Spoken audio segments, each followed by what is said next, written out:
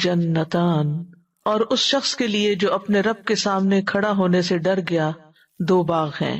انسان ہمیشہ باقی رہنے والی مخلوق ہے، اس کی زندگی کا تھوڑا سا حصہ اس دنیا میں گزرتا ہے اور باقی سارا آخرت میں، جو مرنے کے بعد کی زندگی ہوگی۔ یہ دنیا عمل کی جگہ ہے اور آخرت جزا کی۔ آخرت کے لیے سب کچھ ہمیں اسی دنیا میں ہی کرنا ہے۔ اس لحاظ سے یہ وقت، یہ عمر بہت ہی چھوٹی ہے۔ ہر گزرتا لمحہ آخری لمحہ ہے جو کبھی واپس نہیں آئے گا۔ اسی میں کرنا ہے جو کچھ بھی اچھا کرنا ہے۔ اپنے اندر کی اصلاح، اپنے اخلاق کی اصلاح، اس کا یہی وقت ہے۔ ہمارے اندر خوف اور محبت کے جذبات رکھے گئے ہیں تاکہ ان کو اپنے رب کے لیے وقف کر دیں، اور جو لوگ ایسا کریں وہی اپنی زندگی میں بہترین انعام پائیں گے۔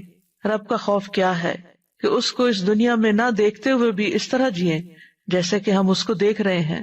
ہر طرف ہمیں اس کی قدرت کے کرشمے نظر آنے لگیں، دل ہر لمحہ اس کی یاد سے معمور ہو، اس کو اپنے قریب پائیں۔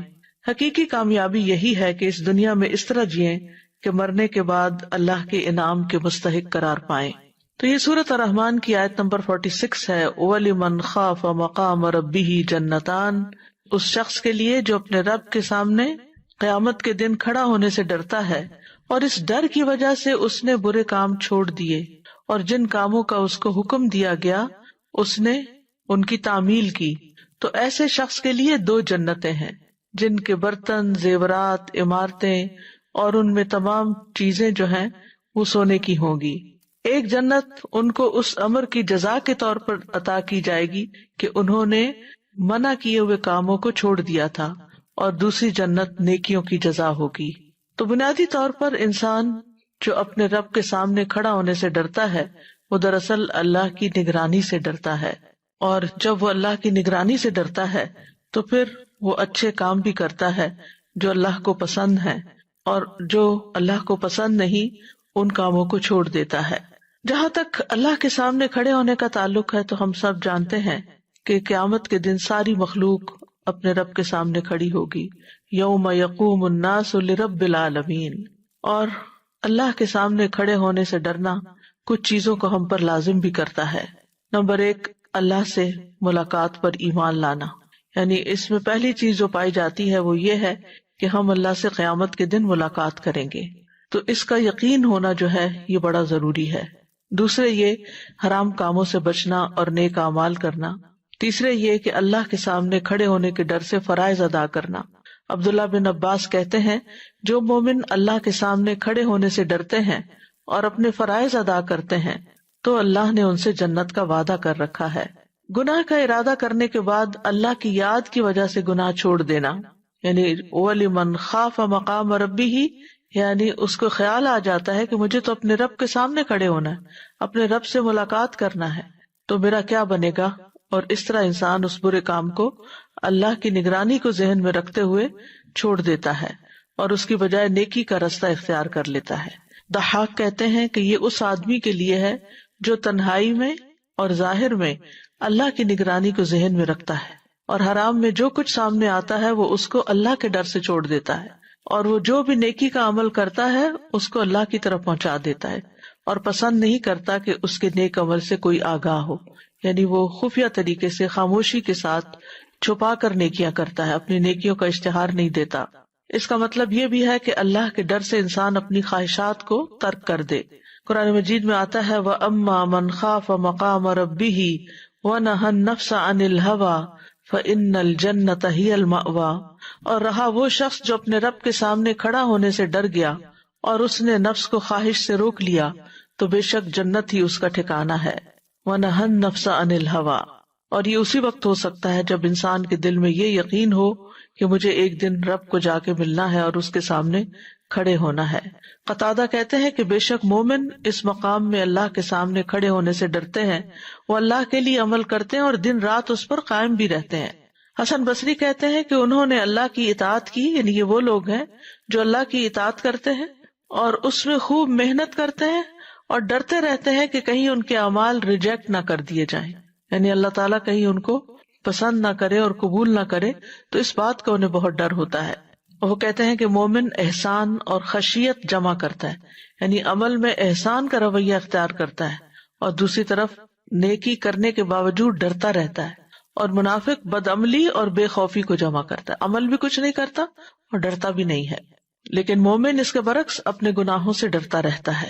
عبداللہ بن مسعود کہتے ہیں کہ مومن اپنے گناہوں کو ایسے سمجھتا ہے کہ وہ ایک پہاڑ کے دامن میں بیٹھا ہے کہ کہیں پہاڑ اس پر گر نہ جائے، اور فاجر اپنے گناہوں کو ایسے سمجھتا ہے کہ ناک پر مکھی بیٹھی اور اس نے ہاتھ سے اڑا دی، یعنی کوئی بات ہی نہیں، بڑے سے بڑا غلط کام کر کے کیئر لیس ایٹیٹیوڈ، اور اس پر نہ ڈرنا، نہ توبہ کرنا اور نہ اس سے باز آنا۔ حقیقت یہ ہے کہ مومن کا خوف جنت میں پہنچ کر ہی ختم ہوگا، اس سے پہلے کے سارے مرحلے، خواہ وہ دنیا میں رہتا ہو، خواہ وہ قبر کی زندگی ہو، خواہ وہ حشر ہو، وہ ہمیشہ اللہ سے ڈرتا ہی رہتا ہے۔ معاذ بن جبل کہتے ہیں کہ مومن کا خوف اس وقت تک سکون نہیں پائے گا جب تک وہ جہنم کے پل کو اپنے پیچھے نہیں چھوڑ دے گا، یعنی پل صراط کو جب تک کراس نہیں کر جائے گا اور جنت میں پہنچ نہیں جائے گا، اس کا ڈر نہیں ختم ہوگا۔ اسی طرح اگر کوئی شخص گناہگار ہے لیکن اللہ سے ڈر جاتا ہے اور توبہ کر لیتا ہے تو اس کے لیے بھی یہ خوشخبری ہے۔ جنت کے 2 باغوں کے بارے میں آتا ہے کہ 2 باغ چاندی کے ہیں اور 2 سونے کے ہیں۔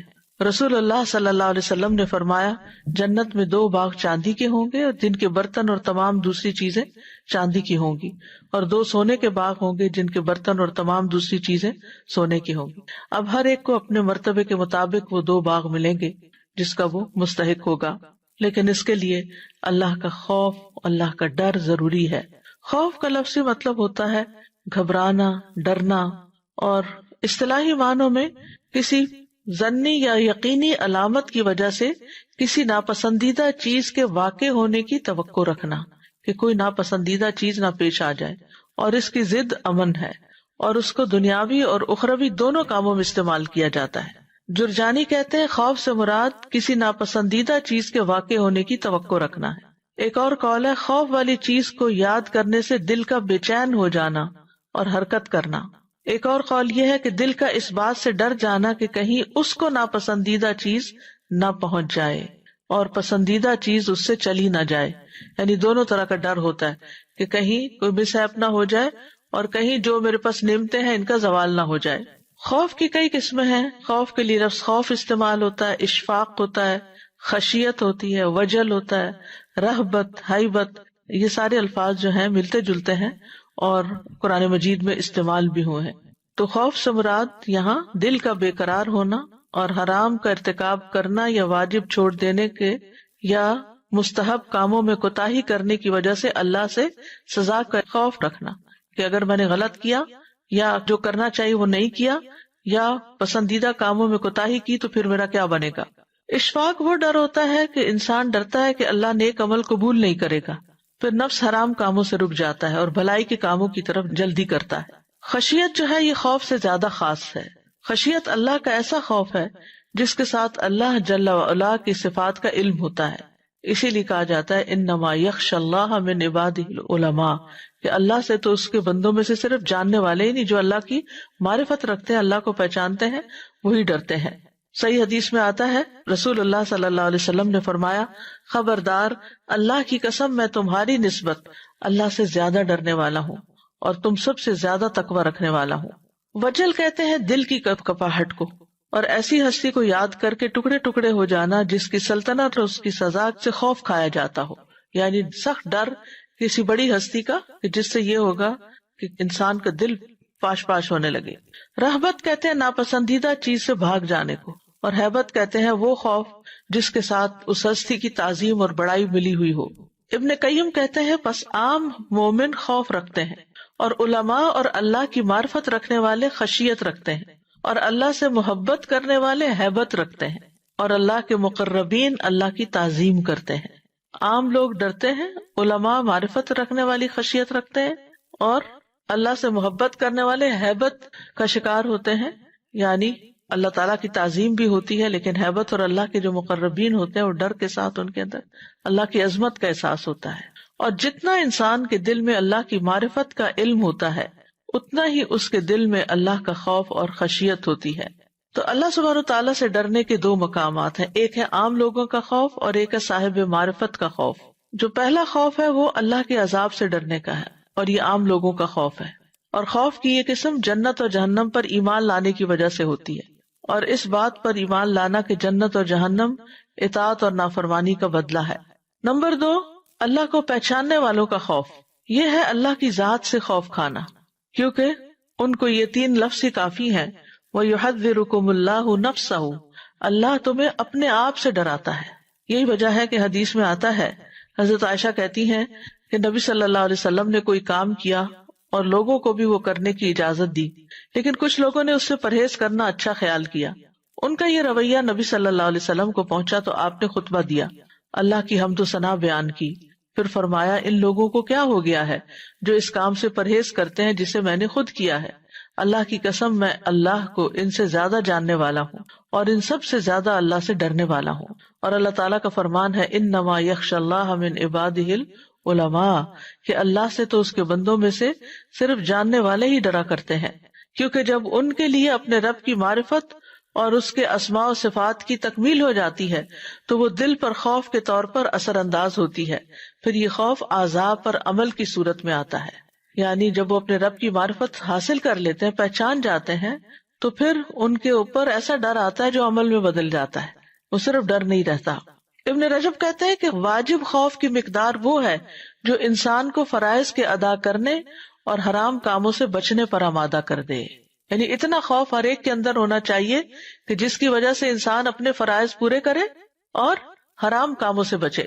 اگر خوف اس سے زیادہ ہو جائے تو وہ نفس کو نفلی نیکیوں میں کمر بستہ کرنے اور ناپسندیدہ کاموں کی باریکیوں سے رک جانے پر آمادہ کرے اور فضول مباح کاموں میں فراخی سے بیزاری پیدا کرے، تو یہ خوف زیادہ پسندیدہ ہوگا۔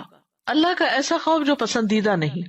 اگر خوف اس سے بڑھ جائے کہ انسان بیمار ہو جائے یا ہلاک ہو جائے یا چمٹ جانے والے غم میں پڑ جائے، ڈپریشن میں مبتلا ہو جائے، تو اس طرح کہ وہ اس کو اللہ کے مطلوب اور پسندیدہ فضیلت والے کاموں کو حاصل کرنے سے روک دے، تو یہ خوف پسندیدہ نہیں ہوگا۔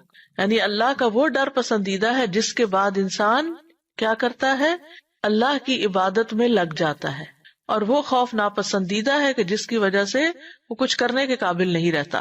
ابن قیم کہتے ہیں کہ قابل تعریف اور سچا خوف وہ ہوتا ہے جو انسان اور اللہ عز و جل کی حرام کردہ چیزوں کے درمیان حائل ہو جائے، ان کے درمیان حائل ہو جائے۔ بس اگر یہ خوف اس سے آگے بڑھ جائے تو پھر خطرہ ہے کہ مایوسی اور نا امیدی پیدا ہو جائے گی۔ ابو عثمان کہتے ہیں کہ سچا خوف وہ ہے کہ ظاہری اور باطنی گناہوں سے بچ جانے پر آمادہ کرے۔ یعنی اصل خوف کیا ہے کہ انسان سامنے اور چھپ کے کہیں بھی غلط کام نہ کرے۔ ایک طبعی خوف بھی ہوتا ہے، اس پر بندے کو ملامت نہیں کی جاتی، بشرطے کہ یہ خوف واجب کو چھوڑنے یا کسی حرام فعل کے ارتکاب کی طرف نہ لے جائے، اور اگر وہ خوف بلا وجہ ہو یا اس کی وجہ کمزور ہو، جیسا کہ کوئی اندھیرے سے ڈرتا ہو یا اس خوف کا سبب کوئی وہم ہو، تو یہ خوف قابل مذمت ہے، یہ بھی پسندیدہ خوف نہیں ہے۔ تو اللہ سے ڈرنے کا معیار کیا ہے؟ نبی صلی اللہ علیہ وسلم نے فرمایا تم اللہ سے اس طرح ڈرو گویا تم اللہ کو دیکھ رہے ہو۔ اگر یہ مرتبہ حاصل نہ ہو تو کم از کم اتنا یقین رکھو کہ اللہ تمہیں دیکھ رہا ہے۔ لیکن یہ یاد رکھیے کہ خوف کے ساتھ محبت کا ہونا بھی ضروری ہے۔ مومن کے دل میں جتنا اللہ کا ڈر ہو اتنی ہی اس سے اچھی امید بھی ہونی چاہیے، جبکہ اللہ کی محبت سب سے زیادہ ہونی چاہیے۔ محبت توحید کی شرائط میں سے ایک شرط ہے، والذین آمنوا اشد حبا للہ، ایمان والے ہی سب سے زیادہ اللہ سے محبت رکھتے ہیں۔ تو ہمیں امید اور خوف دونوں کے ساتھ اپنے رب کو پکارنا چاہیے۔ قرآن مجید میں آتا ہے اولئک الذین یدعون یبتغون الی ربہم الوسیلۃ ایہم اقرب ویرجون رحمتہ ویخافون عذابہ ان عذاب ربک کان محذورا۔ یہ سورۃ بنی اسرائیل کی آیت 57 ہے۔ جنہیں یہ لوگ پکارتے ہیں وہ تو خود اپنے رب کی طرف وسیلہ تلاش کرتے ہیں کہ کوئی اس سے قریب تر ہو جائے، وہ اس کی رحمت کے امیدوار رہتے ہیں اور اس کے عذاب سے ڈرتے ہیں۔ بلا شبہ آپ کے رب کا عذاب ڈرنے کی چیز ہے۔ تو اس سے کیا پتہ چلتا ہے کہ خوف کے ساتھ رحمت کے امیدوار ہونا بھی ضروری ہے۔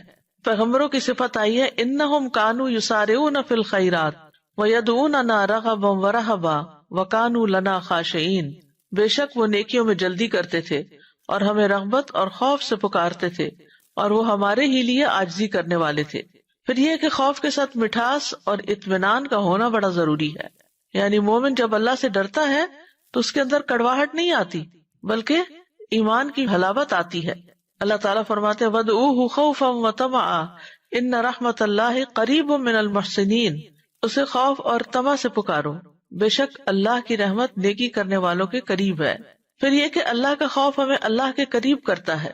اللہ عز و جل کا خوف خوش قسمتی کی علامت ہے، کیونکہ انسان اپنے ہی پیدا کرنے والے سے ڈرتا ہے۔ یہ خوف عزت کا باعث ہے، کیونکہ یہ انسان کو اللہ سے جوڑ دیتا ہے، انسان اللہ کی طرف پلٹ آتا ہے۔ اللہ سے ڈرنے کی اہمیت اور فضیلت کیا ہے؟ اللہ سے ڈرنے کی اہمیت اور اس کی فضیلت، اللہ کا خوف لازم ہے، یہ راستے کی منزلوں میں سے سب سے بڑی منزل ہے اور دل کے لیے بہت زیادہ مفید ہے۔ یہ ہر شخص پر فرض ہے، جیسا کہ ابن قیم کہتے ہیں کہ اللہ سے ڈرنا واجب ہے، جو نہیں ڈرتا وہ گناہگار ہے۔ یعنی ہم یہ نہیں کہہ سکتے کہ اللہ ہے صرف پیار ہی پیار، اللہ تعالیٰ سزا بھی دیتا ہے۔ صرف اللہ سے ڈرنے کا حکم ہے۔ وَإِيَّايَ فَارْهَبُونَ، لوگوں کی بجائے بھی اللہ سے ڈرنا چاہیے، جیسے سورۃ المائدہ میں آتا ہے فَلَا تَخْشَوُا النَّاسَ وَاخْشَوْنِي، تم لوگوں سے نہ ڈرو اور مجھ سے ڈرو۔ کبھی خوف حرام بھی ہوتا ہے، جیسے غیر اللہ سے ڈرنا، جس طرح اللہ سے ڈرا جاتا ہے یا اس سے بھی زیادہ ڈرنا، یہ اللہ کے ساتھ شرک ہے۔ یہ ایسا ہی ہے جیسا کہ غیر اللہ سے اس طرح محبت کرنا جس طرح کی محبت اللہ سے کی جاتی ہے یا اس سے بھی بڑھ کر۔ اللہ سبحانہ تعالیٰ قرآن مجید میں فرماتے ہیں وَلَقَدْ وَصَّيْنَا الَّذِينَ أُوتُوا الْكِتَابَ مِنْ قَبْلِكُمْ وَإِيَّايَ أَنِ اتَّقُوا اللَّهَ، اور بلا شبہ ہم نے ان لوگوں کو جنہیں تم سے پہلے کتاب دی گئی اور تمہیں بھی تاکیدی حکم دیا کہ اللہ کا تقوی اختیار کرو، یعنی اللہ سے ڈرو۔ اللہ سبحانہ تعالیٰ اپنی ذات سے بندوں کو ڈراتا بھی ہے۔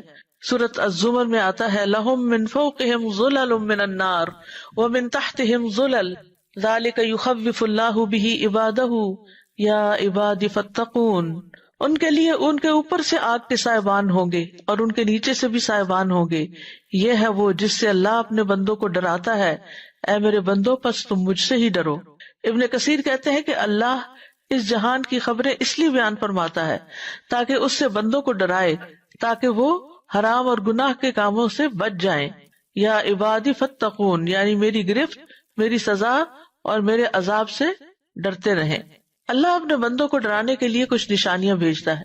ابو موسیٰ کہتے ہیں کہ نبی صلی اللہ علیہ وسلم کے زمانے میں سورج کو گرہن لگ گیا، آپ تیزی سے اٹھے، آپ کو خوف لاحق ہوا کہ کہیں قیامت تو نہیں آ گئی، یہاں تک کہ آپ مسجد میں تشریف لے آئے۔ آپ کھڑے ہوئے، بہت طویل رکوع اور سجدے کے ساتھ نماز پڑھتے رہے۔ راوی ابو موسیٰ کہتے ہیں میں نے آپ کو کبھی نہیں دیکھا کہ کسی نماز میں آپ نے ایسا کیا ہو۔ پھر بے شک آپ نے فرمایا یہی نشانیاں ہیں جو اللہ بھیجتا ہے، یہ کسی کی موت یا کسی کی زندگی کی وجہ سے نہیں ہوتی، بلکہ اس لیے اللہ ان کو بھیجتا ہے کہ ان کے ذریعے سے اپنے بندوں کو قیامت کے دن سے خوف دلائے۔ تو اس سے کیا پتہ چلتا ہے کہ اللہ تعالیٰ مختلف طرح کے حالات، واقعات دنیا میں اس طرح پیدا کرتا ہے تاکہ لوگ اللہ کی طرف رجوع کریں، اللہ کی طرف پلٹیں اور اللہ سے ہدایت مانگیں، اپنے گناہوں پر توبہ کریں اور اللہ کے سامنے کھڑے ہونے سے ڈریں۔ سورۃ الزمر میں آتا ہے لَهُم مِّن فَوْقِهِمْ ظُلَلٌ مِّنَ النَّارِ وَمِن تَحْتِهِمْ ظُلَلٌ ذَلِكَ يُخَوِّفُ اللَّهُ بِهِ عِبَادَهُ يَا عِبَادِ فَاتَّقُونِ، ان کے لیے ان کے اوپر سے آگ کے سائبان ہوں گے اور ان کے نیچے سے بھی ہوں گے، یہ وہ ہے جس سے اللہ اپنے بندوں کو ڈراتا ہے، اے میرے بندوں پس تم مجھ سے ڈرو۔ خوف اور ایمان لازم و ملزوم ہے۔ حافظ ابن حجر کہتے ہیں کہ بے شک خوف اعلیٰ مقامات میں سے ایک مقام ہے اور ایمان کی لازمی چیزوں میں سے ہے۔ سورۃ آل عمران میں آتا ہے فَلَا تَخَافُوهُمْ وَخَافُونِ إِن كُنتُم مُؤْمِنِينَ، تم ان سے مت ڈرنا، مجھ سے ڈرنا اگر تم مومن ہو۔ تو اس آیت میں اکیلے اللہ سے ڈرنے کا حکم دیا جا رہا ہے اور یہ ایمان کا لازمی جزو ہے۔ جتنا انسان کے دل میں ایمان ہوتا ہے وہ اتنا ہی زیادہ اللہ سے ڈرتا ہے۔ نیک بندے اور خالص دل کے حامل لوگ ہمیشہ اللہ سے ڈرتے ہیں، یہ انبیاء کی صفت بھی ہے، فرشتوں کی صفت بھی ہے۔ سورۃ النحل میں آتا ہے وَلِلَّهِ يَسْجُدُ مَا فِي السَّمَاوَاتِ وَمَا فِي الْأَرْضِ مِن دَابَّةٍ وَالْمَلَائِكَةُ وَهُمْ لَا يَسْتَكْبِرُونَ يَخَافُونَ رَبَّهُم مِّن فَوْقِهِمْ وَيَفْعَلُونَ مَا يُؤْمَرُونَ، اور اللہ ہی کے لیے سجدہ کرتی ہے ہر وہ چیز جو آسمانوں اور زمین میں ہے، کوئی بھی چلنے والا جانور ہو اور فرشتے بھی، وہ تکبر نہیں کرتے، وہ اپنے رب سے جو ان کے اوپر ہے ڈرتے ہیں اور وہ کرتے ہیں جو انہیں حکم دیا جاتا ہے۔ تو اس ڈر کا اصل مقصد کیا ہے کہ بندے کے اندر نیکی کے کاموں کی طرف رغبت پیدا ہو اور برائیاں چھوڑنے کا خوف پیدا ہو۔ میکائیل علیہ السلام بھی اللہ سے ڈرتے ہیں۔ جب سے جہنم پیدا ہوئی ہے میکائیل علیہ السلام کبھی نہیں ہنسے۔ جبرائیل علیہ السلام جن کی بہت شان اور مرتبہ ہے، رسول اللہ صلی اللہ علیہ وسلم نے فرمایا میں اسراء والی رات بلند مرتبہ فرشتوں کے پاس سے گزرا اور جبریل اللہ کی خشیت کی وجہ سے بوسیدہ پالان کی طرح لگ رہے تھے۔ ابراہیم علیہ السلام بھی اپنے رب سے ڈرتے تھے، حالانکہ اللہ تعالیٰ نے ان کو اپنا دوست بنا لیا تھا۔ وہ کہتے ہیں یا ابت انی اخاف ان یمسک عذاب من الرحمن، اے میرے باپ میں بے شک ڈرتا ہوں کہ تجھ پر رحمان کی طرف سے کوئی عذاب نہ آ پڑے، فتکون للشیطان ولیا، پھر تو شیطان کا ساتھی بن جائے۔ نوح علیہ السلام بھی اللہ سے ڈرتے تھے، وہ کہتے ہیں اپنی قوم کو انی اخاف علیکم عذاب یوم عظیم۔ ہود علیہ السلام بھی یہ کہتے ہیں انی اخاف علیکم عذاب یوم عظیم۔ شعیب علیہ السلام بھی اپنی قوم سے یہ کہتے ہیں وانی اخاف علیکم عذاب یوم محیط۔ نبی صلی اللہ علیہ وسلم بھی اللہ سے ڈرتے ہیں، قل انی اخاف ان عصیت ربی عذاب یوم عظیم، کہہ دو بے شک میں ایک بہت بڑے دن کے عذاب سے ڈرتا ہوں اگر میں اپنے رب کی نافرمانی کروں۔ حضرت عائشہ کہتی ہیں میں نے رسول اللہ صلی اللہ علیہ وسلم کو کبھی اس طرح کھل کر ہنستے نہیں دیکھا کہ آپ کا حلق نظر آ جائے، بلکہ آپ صرف اسمائل کرتے تھے، تبسم فرماتے، اور جب بھی بادل یا ہوا دیکھتے تو خوف آپ کے چہرے پر پہچانا جا سکتا تھا، حالانکہ آپ اللہ کے رسول تھے۔ تو میں نے آپ سے عرض کیا یا رسول اللہ، جب لوگ بادل دیکھتے تو خوش ہوتے ہیں، یہ امید رکھتے ہوئے کہ اس سے بارش برسے گی، لیکن میں آپ کو دیکھتی ہوں کہ آپ بادل دیکھتے ہیں تو ناگواری کا اثر آپ کے چہرے پر ہوتا ہے۔ تو آپ نے فرمایا اے عائشہ مجھے یہ چیز بے خوف نہیں کرتی کہ اس میں عذاب نہ ہو، یعنی ہو سکتا ہے کہ اسی لپٹے ہوئے بادلوں کی تہوں کے اندر سے کوئی عذاب نہ آ جائے۔ ایک قوم عاد ہوا کے ساتھ عذاب دی گئی تھی، انہوں نے جب عذاب دیکھا تو بولے یہ تو بادل ہے جو ہم پہ برسے گا۔ پھر متقین کی صفات میں سے ہے الذین یخشون ربہم بالغیب، کہ وہ اپنے رب سے غائبانہ طور پہ ڈرتے ہیں۔ ابن رجب کہتے ہیں کہ اللہ کی قسم اللہ نے مخلوق کو اس لیے پیدا کیا تاکہ وہ اس کو پہچانے، یعنی اللہ کو، اس کی عبادت کرے اور اس سے ڈریں۔ اللہ نے اپنی عظمت اور بڑائی پر دلائل مقرر کر دیے ہیں تاکہ لوگ اس سے ڈریں اور اس کی تعظیم کرتے ہوئے اس کا خوف کریں، اور ان کے لیے اللہ نے اپنے عذاب کی شدت اور اپنی سزا کے مقام کو بیان کیا ہے، اور جو اللہ کی نافرمانی کرنے والے لوگوں کے لیے تیار کر رکھا ہے تاکہ وہ اس سخت عذاب والے گھر سے نیک اعمال کی وجہ سے بچ جائیں۔ رسولوں کے بھیجے جانے کا مقصد بھی کیا ہے؟ انذار اور تبشیر کرتے ہیں وہ، تو وہ بھی ڈرانے والے ہیں، لوگوں کو خبردار کرنے والے ہیں۔ راغب اصفہانی اپنی کتاب مفردات میں کہتے ہیں کہ انذار ایسی چیز کی خبر دینے کو کہتے ہیں جس میں خوف زدہ کیا گیا ہو، یعنی ایسی خبر جس سے خوف دلایا گیا ہو، اور تبشیر ایسی خبر دینا جس میں خوشی ہو۔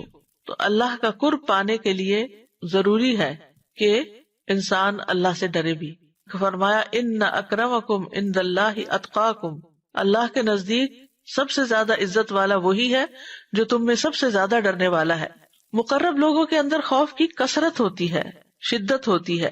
امام ابن قیم ایک مثال سے بات سمجھاتے ہیں اپنی کتاب مدارج السالکین میں کہ اللہ عز و جل کی طرف سفر کرنے والے کے دل کی مثال ایسی ہے جیسا کہ کوئی پرندہ ہو، اللہ کی محبت اس کا سر اور اللہ کا خوف اس کی رحمت کی امید، اور اسے دو پر ہوں، پھر سر اور دونوں پر سلامت ہوں گے تو پرندے کی اڑان بھی عمدہ ہوگی۔ ٹھیک ہے، یعنی جو اللہ کی پہچان کرتا ہے، اللہ کی معرفت رکھتا ہے، تو وہ ایسا ہے جیسے کوئی پرندہ ہوتا ہے، پرندہ اڑ کے جا رہا ہے، تو اسے اللہ کی محبت بھی ہوتی ہے، اللہ کا خوف بھی ہوتا ہے، اور اللہ کی رحمت سے امید بھی ہوتی۔